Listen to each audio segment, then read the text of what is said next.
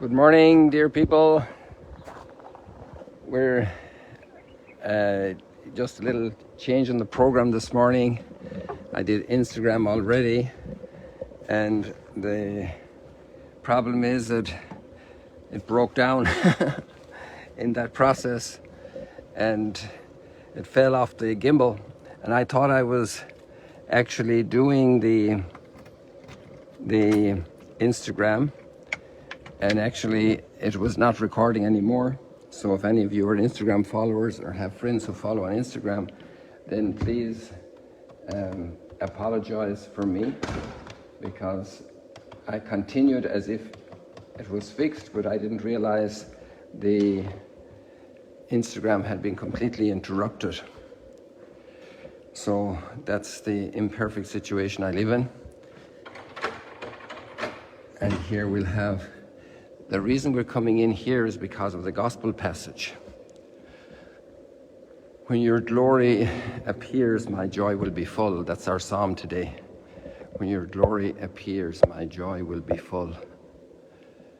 And the reason we're in here is because the gospel passage speaks about Jesus going around in Galilee, strolling and chatting, and he's gathered his disciples, his 12 apostles, and it says he's with the 12 and the women. And this work of art, architecture here is honoring these women who are named in the passage. And here we have Mary Magdalene,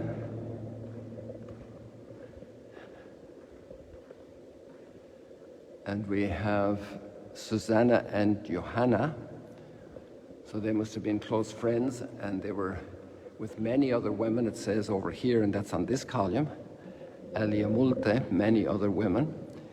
They were supporting Jesus' ministry from their substance, from their wealth. It could say, you could translate the German word that's used in the translation, capturing the sense of the text. And what do these women have in common?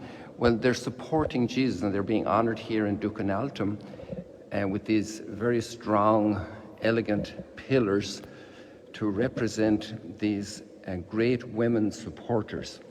And what's going on? It's the beginning of Jesus' community, and they're on the road. They're moving. They're not standing. They're building a community. And they didn't know each other, some of them, before. The apostles get to know each other. Some bring friends, but others are new to each other. And they have to learn to walk with each other in a new community. And what makes this association different than other associations is it's not a stamp collectors association or a chess club association or a golf club association. It's centered on Jesus. But Jesus isn't drawing the attention to himself. He's bringing blessing to them. So it's a very unique type of community that is countercultural at that time. And it's a community for salvation, for God's kingdom. That's the driving force, the main idea, the mindset, building the kingdom of God. And of course, Jesus is the reference point, because nobody like him can teach, and nobody like him can raise the dead and open the eyes of understanding. And the way he teaches with parables and explains the kingdom, the way he leads them to humility, to not be ones for selfish ambition, the way he rescues them in great distress and need, like Peter in the water. And they're a community that's learning the mystery that the kingdom of God has emerged in their lives in a way that they had never anticipated or could have imagined. And this community is the first community of the church. And it's it's not something just spontaneous. It's very intentionally willed by Christ, and he's calling them. And they have a major conviction that is deeply and powerfully expressed when the text we're reading from Corinthians at the moment, the text of Paul, on the resurrection. And it's interesting that here he appeals to reason. He gives reason for his faith. This is a community that learns to reason. There's great respect for reason. And there may be prejudices that have been inherited in culture, in society, but he is saying, he gives many reasons why the faith in the resurrection of Jesus is the faith of this community.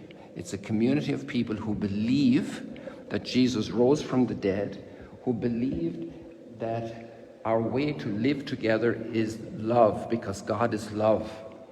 It's a community that believes in forgiveness, in redemption of the human being. It's a community believing in service and not domination.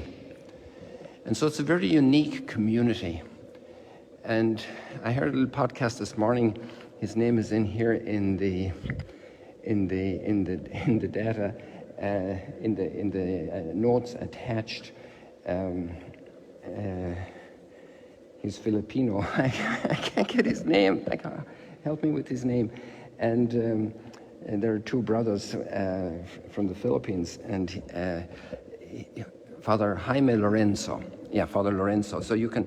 I heard his piece this morning on Spotify. It was absolutely excellent about bringing out this aspect of this first community, this model community that has a lot of challenges, because traveling around together is not easy.